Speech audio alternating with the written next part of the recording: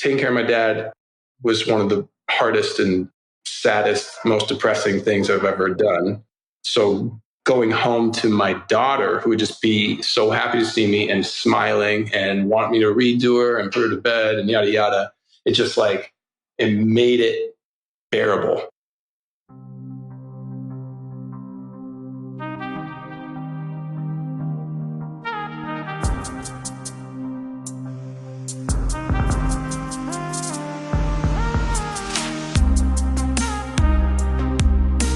What's up, guys? I'm Zach, your host of the Auxoro podcast, where we bring you face-to-face with music artists, athletes, entrepreneurs, doctors, designers, and other interesting humans in a show that dives deep into the story beyond the surface.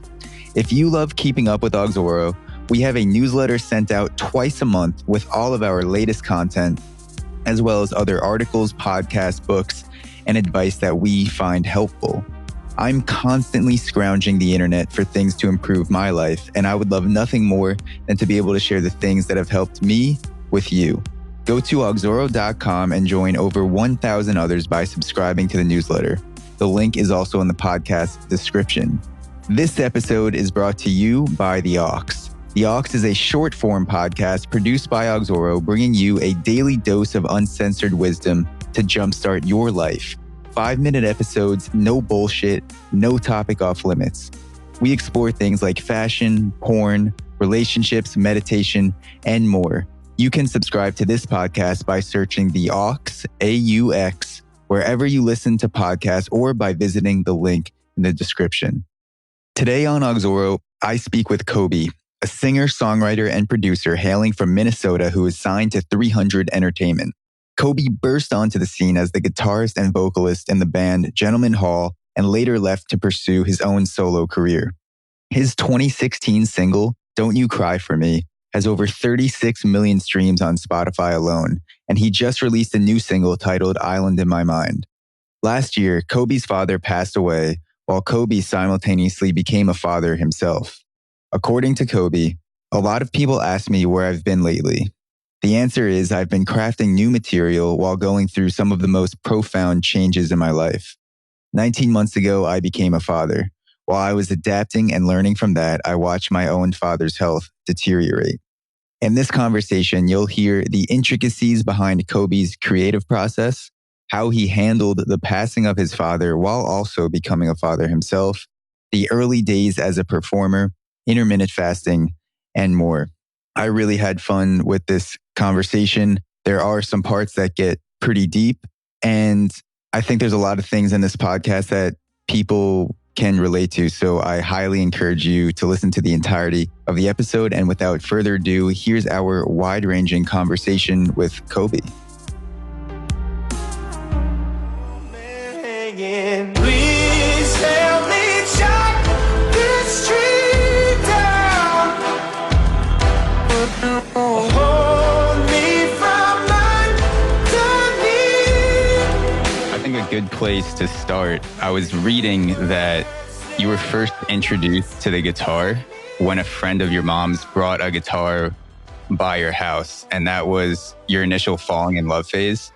For you, what was it about playing of the guitar, that initial moment that drew you in to that instrument? Well, my mom actually had an acoustic guitar laying around the house that she would pull out and like strum for us sometimes.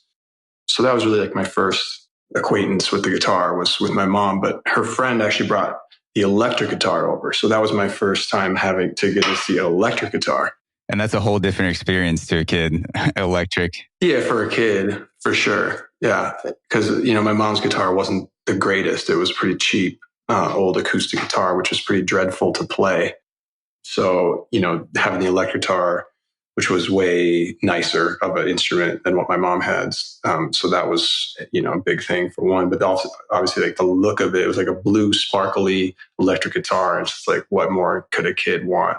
Exactly. Just having something like that in front of you, I feel like it would be eye candy to a kid and you just can't wait to play it. Totally. And he brought an amp over as well. So he plugged in, he showed me a couple chords and just kind of encouraged my brother and I to start like strumming and jamming. He was like an old hippie dude. He was just like ready to jam, even though we didn't know how. So he kind of just like showed us a few things and was like, let's jam. And so we started jamming. And then from that moment, I was hooked. Piss off the neighbors a little bit in the early learning experience. Yeah, exactly. So did you have a particularly musical family? I know you said your mom had an acoustic guitar. Aside from my brother and I picking up the guitar around the same time, not really.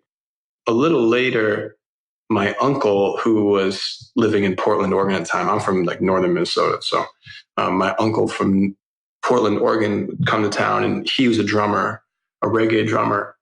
And he would jam with my brother and I, and obviously took us under his wing a little bit later. But initially, my brother and I were really the only ones. What was the first moment, or maybe the first period in your life where you started to take making music more seriously, where you weren't just playing it for the sake of playing it, but you actually saw that you could make a career out of making music?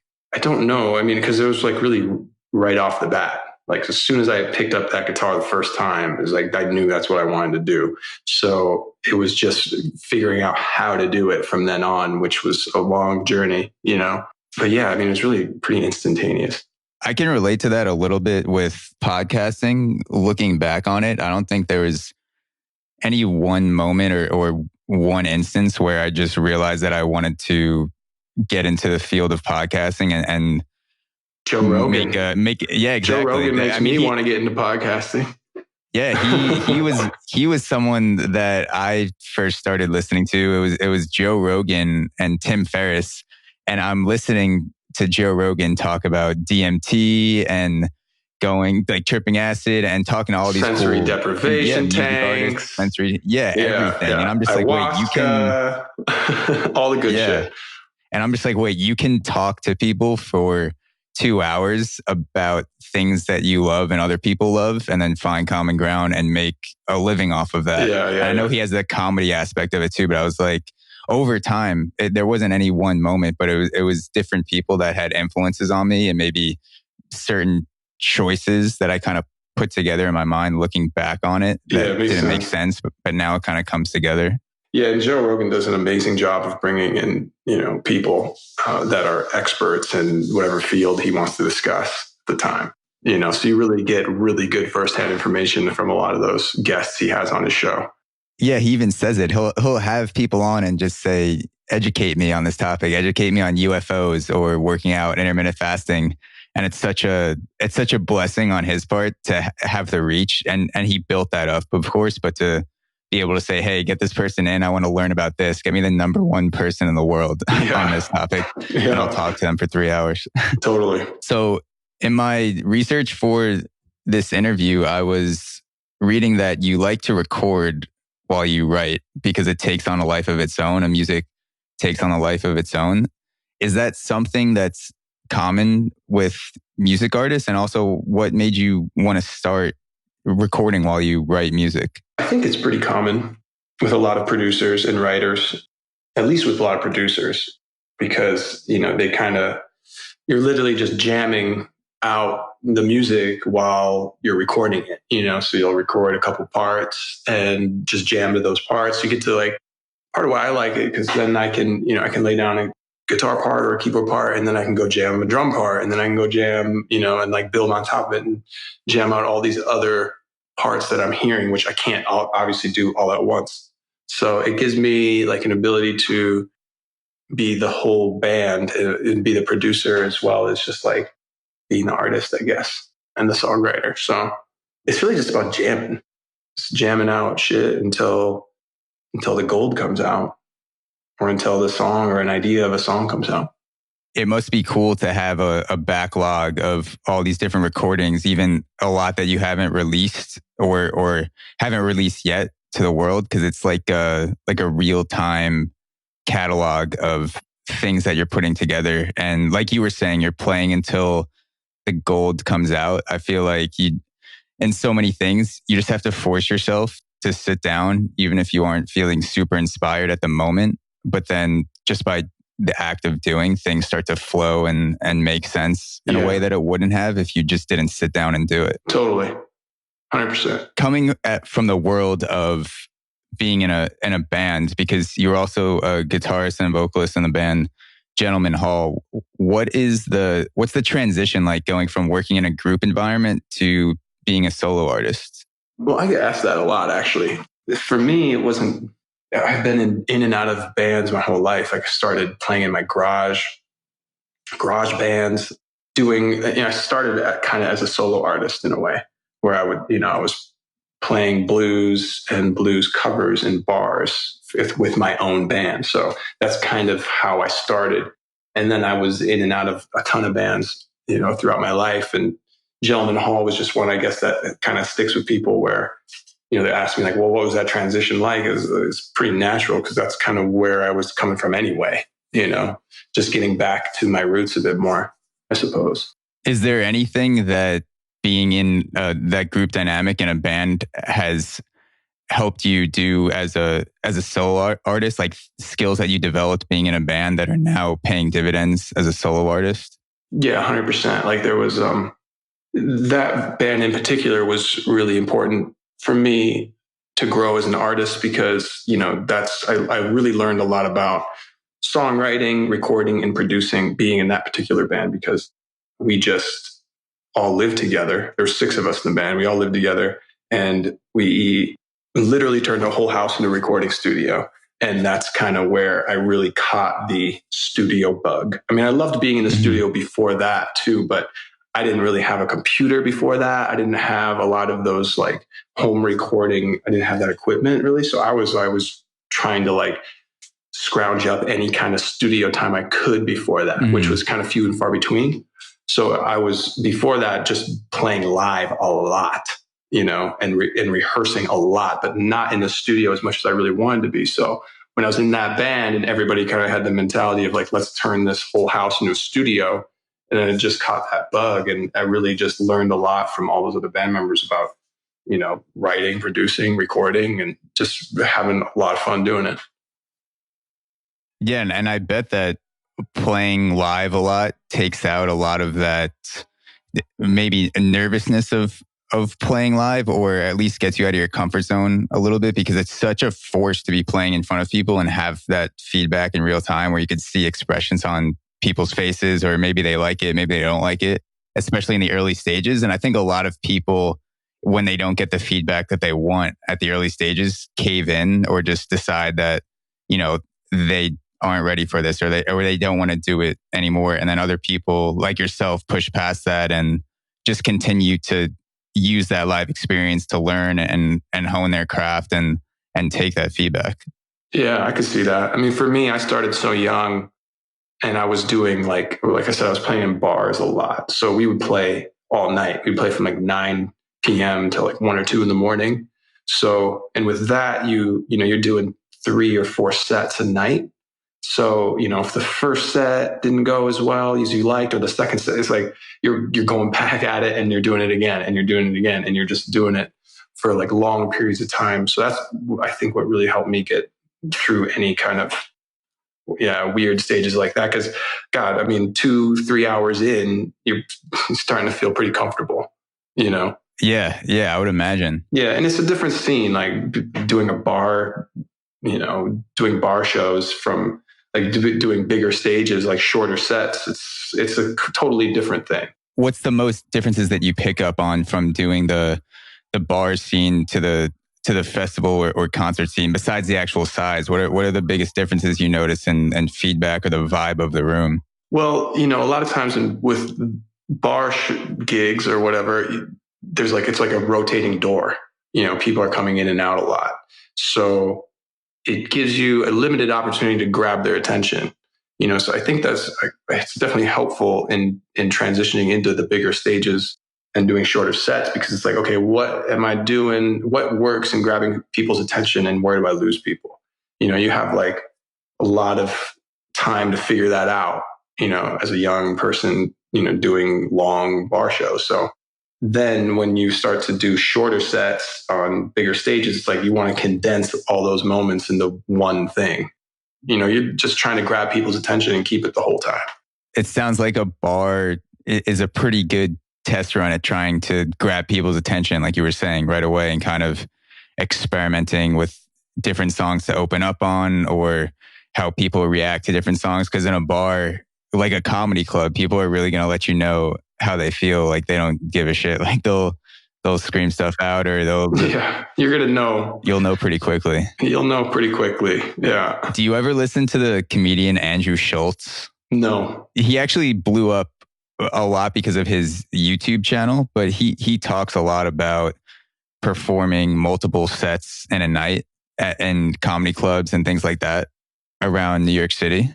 And he has this 1 hour long YouTube set that he put together that's 4 15-minute sets, but it's kind of molded together into one thing. He takes a night full of comedy and then splices it together to make 1 hour long thing. So he goes to 4 different clubs. He has conversations with the taxi driver, like testing jokes in the cabs or asking, do you think this shit is funny or something like that? And he's like in real time trying to figure out what his set's going to be. And it sounds like it could be a similar experience playing sets in bars as a music artist, especially when you're doing 3 or 4 sets in the same night where, if you bomb the first set, you have the second and third or fourth set to kind of put it together. And it's not just that one shot at the night. It's kind of like the whole night takes on a life of its own. I mean, it's like the best way to hone your craft. There's really no better way to do it. Yeah, because you get that feedback in real time. Yeah, I think like a lot of the comedy giants like Chappelle and I don't know who else, but they go out and still do small club shows just to test their material before they go do their big theater arena runs or whatever they do. Oh yeah, all the time. Even like Kevin Hart, I heard him talking about the same thing. Like he'll go do a whole tour of just small clubs to test out all his stuff. And by the end of that tour, that's when he'll have his like set ready to go. And then he'll go do all the big venues. Yeah, they have these pop-up runs. And it's funny because I didn't know about all the behind the scenes comedy stuff until I started listening to them on podcasts. Like when Kevin Hart went on Joe Rogan and Chris D'Elia, Andrew Schultz, like they all talk about. I think I saw that Kevin Hart thing on Joe Rogan, as a matter of fact. Yeah, exactly. So you know what I'm talking about. They all go to these little, 100 capacity, 50 capacity clubs, and they'll show up and it'll be with some comedian you never heard of. And then after them, they'll be like, all right, ladies and gentlemen, Kevin Hart. And people are like, what the fuck? Like, that must be a trip to see. But yeah, I had never known about that aspect because I always assumed that people were just funny or people, were just good at playing guitar, good at singing. And it came natural. Yeah, you don't see all the years that go in behind the scenes. No, for sure. Was there ever a point where you came close to giving up on music or considering another path or any sort of period where you just were more unsure of yourself than normal, weren't sure if things were going to work out? No. It's a good answer. No, never. Where do you think that confidence comes from? Oh, I don't know if it's confidence as much as it is just stubbornness, but there's just nothing else I want to do.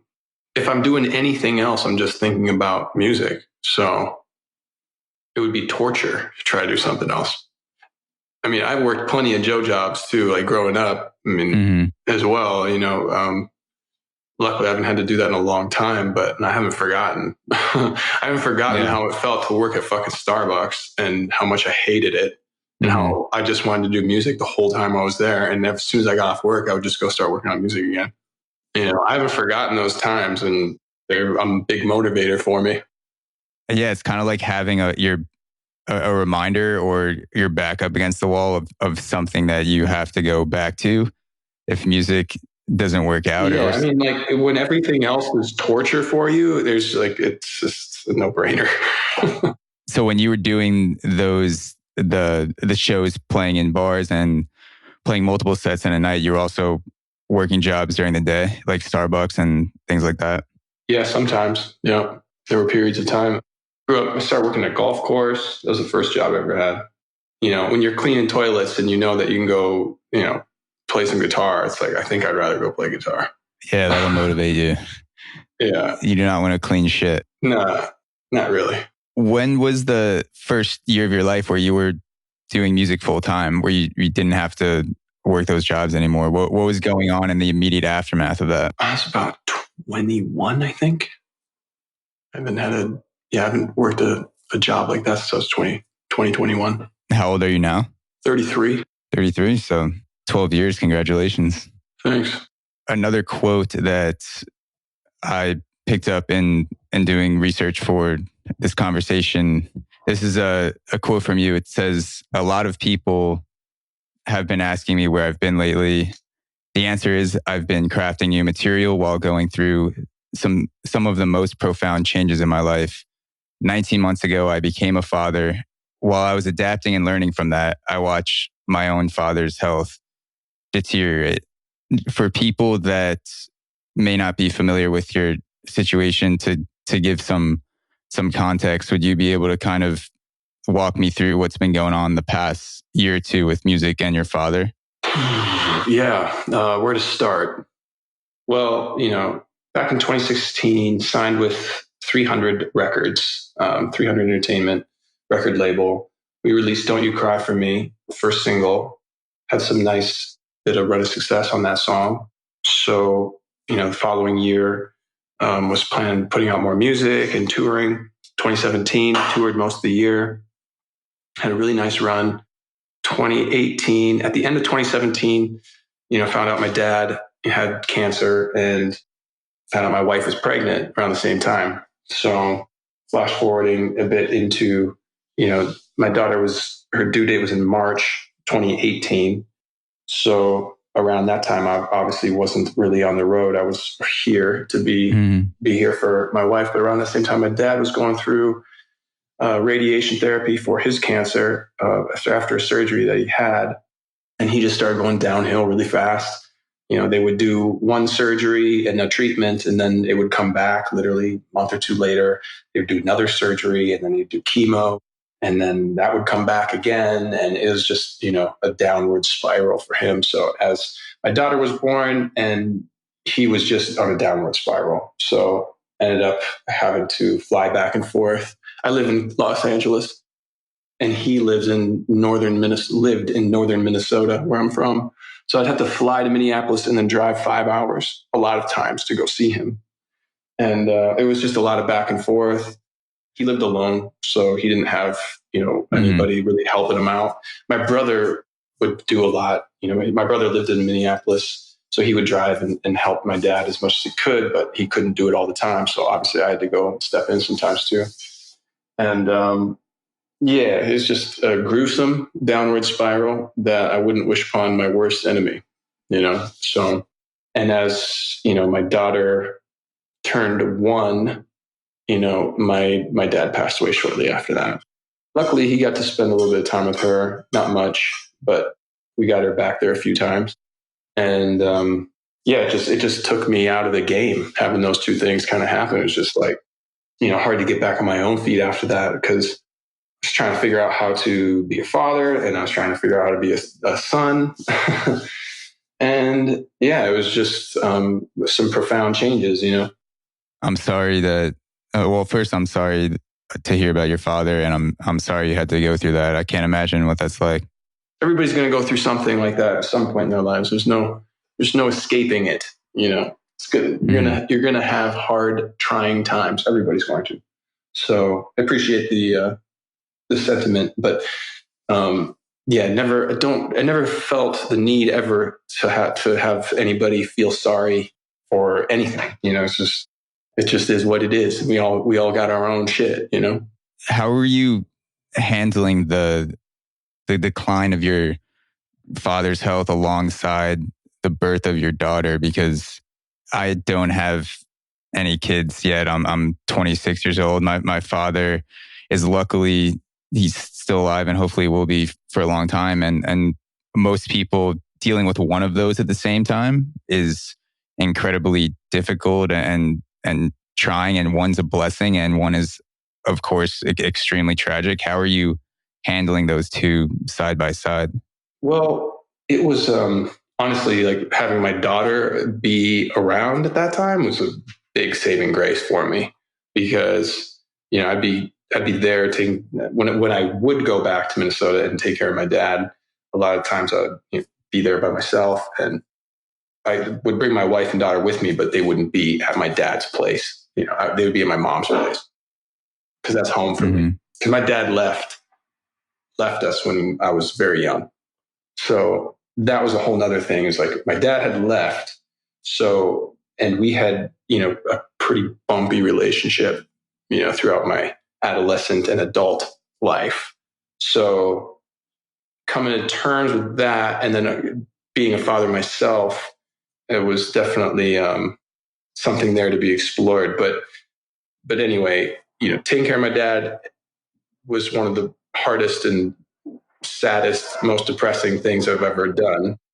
So going home to my daughter, who would just be so happy to see me and smiling and want me to read to her and put her to bed and yada, yada. It just it made it bearable.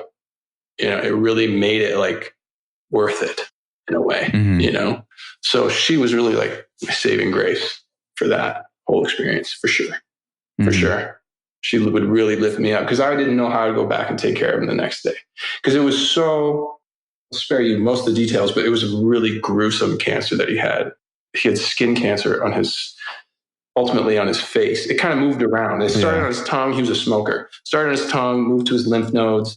They cut out some parts of his tongue. They cut out his lymph nodes, ended up being skin cancer on his face. These big, open, gaping cancer wounds that literally look like somebody took a gun to his face and blew off part of his face. So, Jesus. Yeah, I mean, I could go into some serious detail, but I'll try to spare you. But anyway, it was very gruesome. So to be there by his side, taking care of him, was definitely the hardest thing I've ever done. So to have, I needed that light in my life to go back to. Otherwise, it was just what the fuck is going on right now? Yeah, I can't imagine trying to balance that emotionally and physically. Being able to, it was the only saving grace I had. Yeah, it was her being able or having to take care of your father, and then going home to see your daughter, and entering that world, and then having to go back and see your father the next day. It's this push and pull. What I imagine is it's two different worlds, and you may forget about one when you're in the other, and then you're oh well, now I have to go back and do this again. Yeah. And then the times where I wasn't, when I was working on music, there was times where I was in Los Angeles recording, working on some of the new material. And I just knew my dad was there suffering, all by himself. And it was just God, what am I doing here? It's I'm working on music. I'm my dad's here suffering by himself. It's I gotta get home.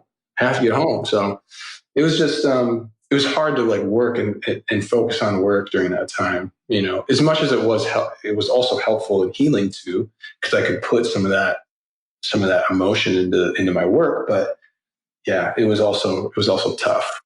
I knew I needed to be there for him.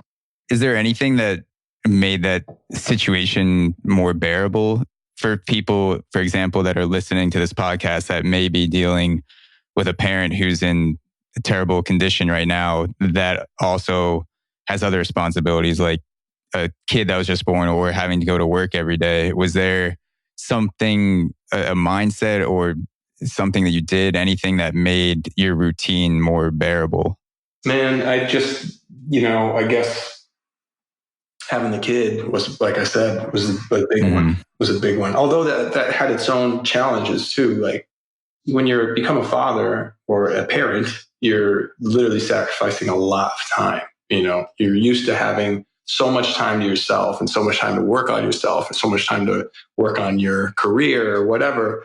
And all of a sudden, a lot of that time is just cut away, So going through that, trying to figure that out, it forces you to grow up, So you're in a lot of ways dealing with your own death of your own childhood in a way, because that's gone now. And you're not going to get back. But the beauty of it is you get to relive a lot of your childlike ways through your kid, so in some ways you get to be more childlike than you ever have been in a long time since you were a kid. And if you don't have kids, you're not going to get that same thing. You're not going to be able to experience, that childlike feeling without having a kid. So it's kind of like a double-edged sword, or two sides of the same coin. You know what I mean? Mm-hmm. In a way, you're giving up a lot of your own freedom, but in other ways, you get to relive so many amazing moments of being a child, and like reliving it through your child. So yeah, it's hard for me to see right now because, like I said, I'm 26. It'd be tough. It'd be tough to see. At 26, I was like, I'm not going to have kids. That's where I'm at right now. I'm single, maybe on the verge of a relationship. We'll see. I don't know. But the fact of having kids, I think I'm just realizing how selfish I am. Like I've actually sitting down and thinking about how selfish I am with my time and how much I like doing things. And I make as much time as I can to hang out with my family and my friends. And I try to be there for them as much as possible. But then to add a kid into that equation, I'm trying to. Well, rightfully so. You're still young. You're still a young man. So, rightfully so. You should be selfish with your time. This is the time in your life to do that. Yeah. Yeah, I guess you're right. It's when it's when you're older and you continue that. It's like, that's when it maybe becomes a little questionable. How did you feel when you started to realize that maybe you were ready for a kid? Was there any switch or something that kind of flipped in your frame of mind, or when you started to think about it? I don't know if I felt ready at all. It was just something that happened. Or just ready to think about it, like ready to think about it. Was there anything that happened, or I don't know if there was like an event or something? It's hard to say. Yeah, well, actually there was. Just before my wife at the time, or she wasn't my wife at the time, but I got her pregnant. We'd gotten pregnant, and that was back in 2016. It was her first time she got pregnant. And we weren't married yet. So, and it was kind of an accident, obviously. So, and in that moment, I was like, holy shit, what's going to happen? Like, I was like 29, I think, at the time.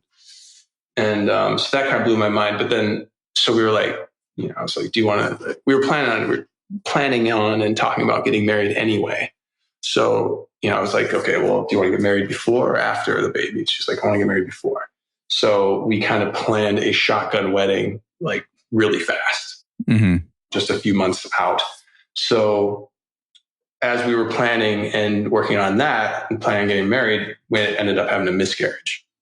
So that kind of threw us both for a total whirlwind, so we were thought, you think you're going to be a parent and your whole life's going to change and your brain starts changing. And then all of a sudden that goes away, I'm sorry. That's rough to have that taken away from you. Well, it's all just what it is, it's all, I guess, meant to be in some way, but it definitely helped prepare me to, be a father. So, a year later, when it happened again, I was definitely a bit more prepared than I was the first time. It definitely brought me into that mindset a bit more, and had me thinking about it a lot more, for sure.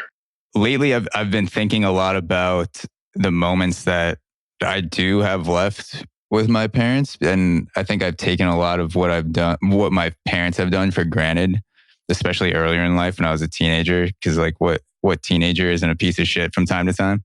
But now I'm lucky enough to live about an hour away from my parents. I'm in Brooklyn and my parents are in Long Island, New York. But a lot of other people, they may only see their parents, 2 or 3 times a year when they fly in on the holidays or things like that. And then you can kind of extrapolate that out to see, if my parents live 20, 30 more years, I'm going to see them X number of times. And I try to be conscious of that and be more in the moment of it when I'm around my parents. And because I'm starting to realize like this is not going to be here for sure forever. Like my dad says some annoying shit at the dinner table and I want to get up and not talk to my dad. But then the day after he passes away, I would give anything to have one more annoying conversation with my dad again, like stuff like that.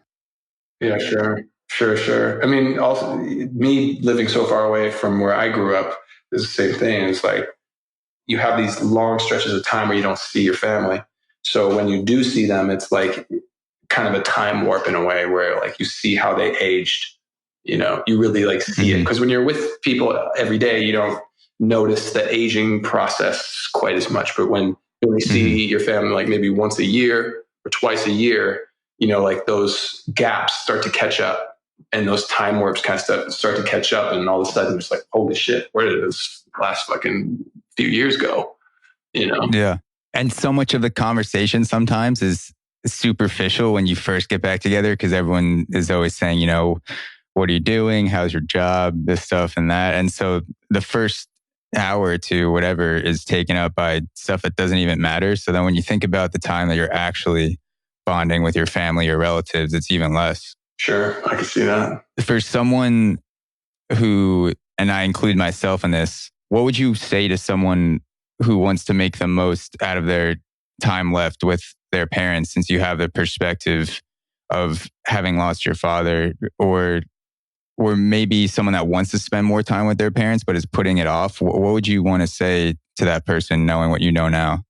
I don't know if I would really give any advice on that. It's just, I'm still trying to figure that out myself, with my mom, trying to figure out how we can try to spend more time together and make the most of the time we have. So I really don't know. Everybody's got so different relationships with their parents and their family that it's really hard to give advice on that, other than just, what you like, back to what you said, is that time is finite. So just try to keep that in mind. And when you're with, your loved ones, just try to be as present as you can, because it's a finite amount of time that you got. Yeah. Ironically, thinking about death for me recently, like, especially, no one wants to think about their parents dying, but it's made me more appreciative of the time that I have left. I would have never thought that would be true, because no one wants to ever put that picture in their mind. But I think, kind of realizing that I may see my parents X number of times in my life, like real family bonding time, and then kind of putting a number on that and saying, like, okay, every single time is super, super important. So I need to be present for that. I would have never thought that kind of like the death and life side by side would make me more appreciative, because it just seems like that wouldn't go together. But I guess everyone's different. Everyone's got their own story to tell, I guess. How has your music evolved, if it has evolved since you've become a father? How is the creative process of your music and some of the things that you're paying attention to when you make music evolved since you've become a dad? I have that to draw upon for inspiration and like write about. So that's definitely a big one. It didn't have that before. So that's one. But also, when I do have time to work, like I got to get it in, because I don't have the luxury of time like I did before. So when I do go into work, I try to keep it really laser focused, and, I try to not stop until I achieve what I'm set out to do that day. And then, I do recording trips. Like I was just in London for 10 days working in the studios over there. So when I'm going over there, I'm not going to fuck around. I'm going to work. So I think that's a big part of it. What's something that you wish you knew 10 years ago that you know now? I don't know. I really don't know. There's no way I could have known anything that I know now. And maybe I didn't need to. I can't answer that really. Yeah, I don't know. I'd have to think about that. That's pretty hard. That's a hard one to answer. No answer is still an answer. I've had the luxury of having been able to think about that. So for me, I would probably go back in time and tell myself to start meditating 10 years ago, because I started doing it about 2 years ago, and it's made a huge difference in some of the ways I think about it. So I would go back and tell my dumb ass to meditate at 17, 16. Nice. I might tell myself to like not smoke so much weed. Yeah, that could be good. Maybe, but probably not. I'm in the opposite boat. I didn't smoke weed as much until I got to college. And then I smoked a lot right away. And then I got super paranoid, and it kind of turned me off from weed. So I wish I was a better weed smoker, if that makes sense. Like I wish I was better at smoking weed. Because I used to get really high and not get paranoid at all. And it was the most enjoyable experience ever. But now sometimes if I'm even around weed, it makes me anxious. So I would tell myself, don't go super hard on the weed right away in college.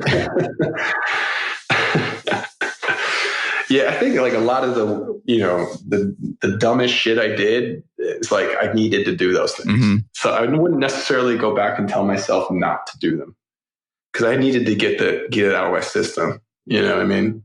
Yeah, even the weed stuff, I started to tackle some underlying anxiety issues that I didn't know were there. Because the weed wasn't the only reason why I was anxious. There were some other things that I wasn't dealing with as well that I had to start Sure. talking about. So maybe if I didn't get super high and have panic attacks, I wouldn't have came to some realizations. So it's a good thing.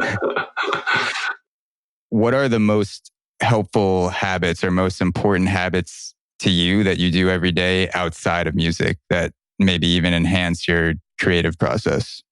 I definitely need to get exercise and outdoor time.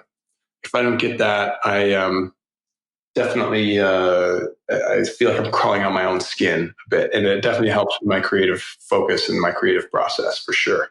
So, and that's something I've been pretty diligent, disciplined on, most of my life.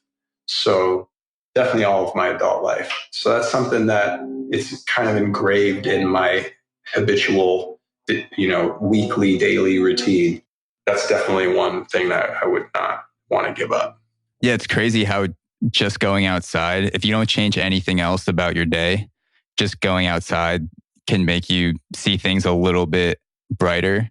Yeah, fresh air. Yeah, I sit at my laptop a lot, especially for podcasting, because with music, you're editing, you're on Logic, Yeah. whatever. I use Audacity. Sitting in a studio, dark studio all day, 12 hours a day sometimes more. So, when you have those long bouts in the dark room, or looking, being around a computer or whatever, it's like, yeah, you gotta Yeah, exactly. I'll have I gotta spend at least an hour outside doing something in the morning.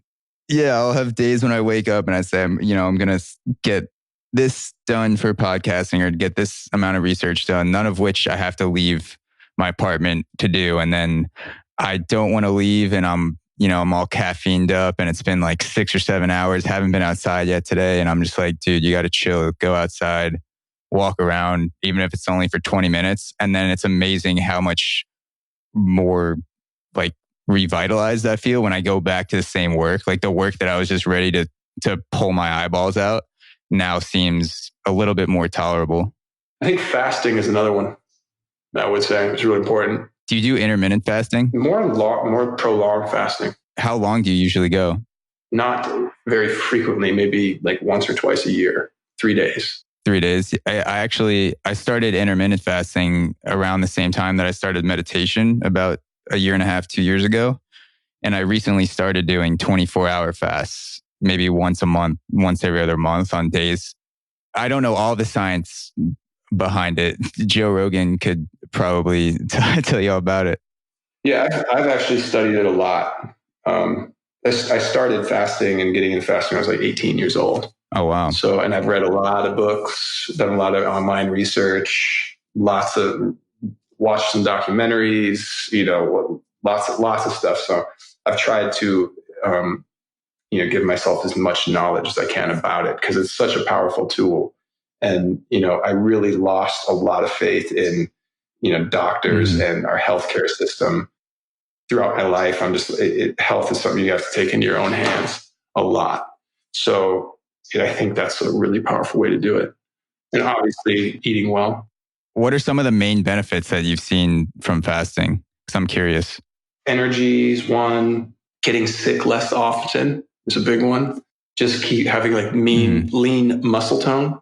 I mean, it really helps with all those things. It helps focus, circulation, literally pretty much everything. Helps with inflammation. Like if I get really bad back pain or any kind of joint pain from, because I'm a pretty avid runner and I'm pretty avid.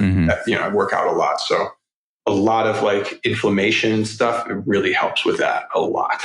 Like if I get back pain or something like that, fast will help it way more than anything else.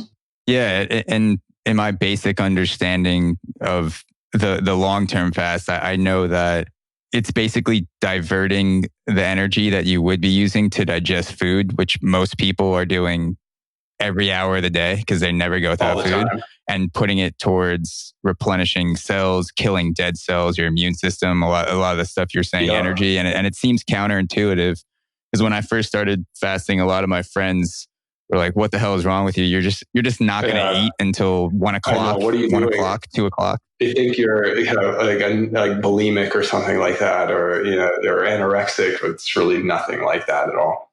Yeah, I've actually converted a couple of my friends. One of them texted me the other day, and I was pretty excited because I know that they're going to see a lot of benefits from it. But yeah, it seems counterintuitive to not eat and feel better and get more energy. You utilize your food way better. Even with intermittent fasting, like I do that kind of naturally sometimes. I don't really, I don't do it so purposefully because my lifestyle is already that way where I'll go 16 hours sometimes without a meal, especially when I'm traveling. If I got to fly somewhere, I got, a long day of traveling, like I'll kind of just chill out on meals a lot of times because it's just such shit food when you're traveling anyway, so I'll just kind of use that to my advantage, but it's not really culturally accepted yet. I think it's getting there. It's definitely come a long way since I, was 18 and started fasting, where most people knew nothing about it. And like you said, like if you mentioned it to somebody, they would think there was something wrong with you. But now there's definitely more knowledge and more people are becoming aware of it. So yeah, I'd like to see that become more mainstream in our culture for sure. I think it'd really benefit a lot of people. Is there anything you do to prepare for the 3-day fast beforehand? Because I've played around with the idea of doing longer than 24 hours, but I'm not exactly sure how to do it or what to do to prepare for something that long. A lot of the information that I have seen on it is you should prepare your body for a fast by, eating less meat, definitely eating less junk food, and just trying to clean up your diet for, the longer you can clean up your diet before you get into a fast, the better. So if you can clean up your diet, eat organic fruits and vegetables. If you are going to eat meat, make sure it's really good quality meat, for a week or 2 weeks before your fast would be great. But as much as you can do, your body's going to get a benefit from fasting, I feel like, regardless. But you're going to set yourself up for more success if you can clean up your diet, the longer you can, the more you're going to get out of it, because if you're starting from your body can kind of get out some of that stuff when you're eating clean diet anyway. So you're setting yourself up to start from a better place if you do that, versus starting from a not good place if you're eating like cheeseburgers every day and like Doritos and buffalo wings and shit like that, and then, I'm going to start a fast today. You're starting from a much worse place than where you would if you were eating clean, So I started, well, my eating habits earlier in life, probably from 10 years old until a couple of years ago when I stopped playing baseball. But I was always taught in the athletics world that you want to eat 5 or 6 times a day or just eat whenever you were hungry, which is what I was doing. Athletes are different though, because they are expending so much energy a lot of the time that they need that. No, I definitely did. And baseball is probably towards the bottom of the bracket in terms of energy expending sports because you have other ones that are much more demanding. But when I stopped playing baseball, I was still eating like I was a baseball player and just getting more fat. So that's when I started looking around. I started looking around at other diets or other options. And one of my friends was playing around with intermittent fasting. So that's how I found out about it. And I thought that was absolutely crazy. But now I can't imagine eating breakfast. Like I can't imagine being hungry in the morning. I love just waking up, drinking black coffee. And coffee is also a hunger suppressant. So it really helps, if you're planning on skipping breakfast, caffeine is definitely a way that helps you get over that hunger. Yeah. And tea does it too a little bit for me. I think it's the hot liquid expands your stomach. So it makes you feel more full than you actually are. Tea is actually better for fasting than coffee because coffee's so acidic. Oh, okay. Coffee's more acidic. So tea is definitely like green tea, like a good organic green tea. That's definitely better for it depends on what your goal is for fasting too, because there's so many different reasons to fast. But if your goal is to alkalize and cleanse your blood and your body and your tissue, then definitely staying away from black coffee is what I would recommend. And tea is definitely the answer for that because it's more alkalizing where coffee is more acidic. Yeah, to go full circle with parents, maybe I should get back on green tea because my mom got me drinking that earlier in my life. So maybe she had a point. Yeah, I mean, I switch it up. I drink coffee a lot too. So I mean, but if I'm fasting, I usually stay away from coffee. To change topics a little bit, if there is a time when you're feeling especially anxious or maybe self-doubtful, you're just going through a period where the nerves are creeping up more than usual, is there anything you do to help battle that or get through that? I know you mentioned working out. If that's one of those things, is anything else that you do that kind of helps you get through the self-doubt? Aside from wallowing in your self-pity until you just can't do that anymore. Because I've done that. Sometimes that's all you can do. You just get over it. You get through it. It takes a day or two sometimes, and then you start to work out of it. And sometimes that's all you can do. Sometimes you just have to, press pause and take the time you need to process whatever it is you got to process, So I definitely don't have any secret weapon or anything like that. It's just, life will throw some shit at you sometimes. And it's just, I guess that's part of being an adult, I suppose, is just, learning how to work with that. For me, trying to laugh at it helps sometimes too. I mean, if you can think about a time that you bombed on a podcast or public speaking event, or maybe something just went to shit, and then a week later your friend is making fun of you about it and you start laughing or something like that. I feel like that expedites the process too. Yeah, I mean, humor is definitely a healing thing for sure. In so many ways. It's so important. Having humor really helps. What are some podcasts, books, or movies that you've consumed recently that you think more people need to pay attention to? Well, I'm not much on podcasts except for Joe Rogan. Yeah, that was me when I first started. I don't listen to a lot. I don't listen to a lot of, Joe Rogan has so many interesting people on the show that sometimes I just can't resist. I have to listen. But, I really like Wayne Dyer. I like his audiobooks a lot. Sometimes I'll listen to that in the car. And he's got some really great stuff that could, definitely help inspire. But yeah, I mean, mostly music is my bag. Yeah, I'll check out Wayne Dyer. I've heard some other people mention him too. Yeah, he's awesome. You should definitely check him out. What are the biggest things that you think you've learned from your parents, or the most important lessons you've learned from your parents? Well, both my parents were pretty blue collar, and they both worked their asses off. My mom is still working her ass off. She's about to retire the top of this new year. So I'm really excited for her for that. Oh, good for her. Yeah, because she deserves it, man. She's really, she raised 2 kids by herself and worked full time. So she's ready for some retirement and some joy and enjoyment in her life.